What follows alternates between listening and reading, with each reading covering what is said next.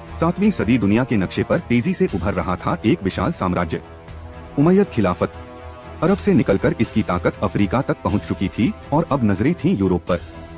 इस मिशन के लिए चुना गया एक साहसी सेनापति। नाम था तारिक बिन जियाद। बहादुरी, रणनीति और अटूट हिम्मत के लिए मशहूर। 711 ईस्वी में मूसा इब्न मुशायर, गवर्नर ऑफ नॉर्थ अफ्रीका, से उन्हें आदेश मिला कि स्पेन पर चढ़ाई करो और वहां की कमजोर होती सत्ता को चुनौती दो। उस समय स्पेन पर राज कर रहा था विसिगोथिक साम्राज्य का राजा रॉड्रिक, जहां आंतरिक लड़ाइयों और कमजोर नेतृत्व ने राज्य को अंदर से तोड़ दिया था। साहसी सेनापति तारिक बिन जियाद अपनी सेना के साथ जहाजों में सवार होकर समुद्र पार करते हुए स्पेन की ओर बढ़ रहे थे। उनकी आंखों में था एक ही लक्ष्य, नई धरती पर जीत का परचम लहराना। तारिक अपनी सेना के साथ अफ्रीका से समुद्र पार करके स्पेन के एक पहाड़ के पास उतरे, आज जिसे हम जिब्राल्टर कहते हैं, जबल अत तारिक यानी तारिक का पहाड़। कहते हैं तारिक बिन जियाद ने अपने जहाज जलाने का आदेश दिया और सैनिकों से कहा, पीछे समुद्र है और सामने दुश्मन, अब जीत ही हमारा रास्ता है। मुस्लिम्स ने अपने जहाजों को जलते हुए देखकर बोला कि अब तो जीतो या शहीद हो जाओ।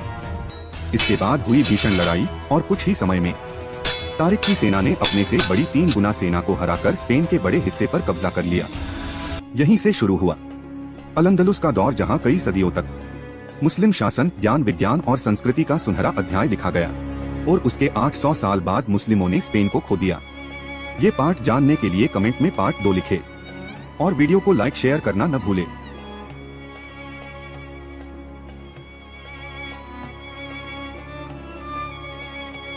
7वीं सदी दुनिया के नक्शे पर तेजी से उभर रहा था एक विशाल साम्राज्य, उमैयद खिलाफत। अरब से निकलकर इसकी ताकत अफ्रीका तक पहुंच चुकी थी और अब नजरें थीं यूरोप पर। इस मिशन के लिए चुना गया एक साहसी सेनापति। नाम था तारिक बिन जियाद। बहादुरी, रणनीति और अटूट हिम्मत के लिए मशहूर।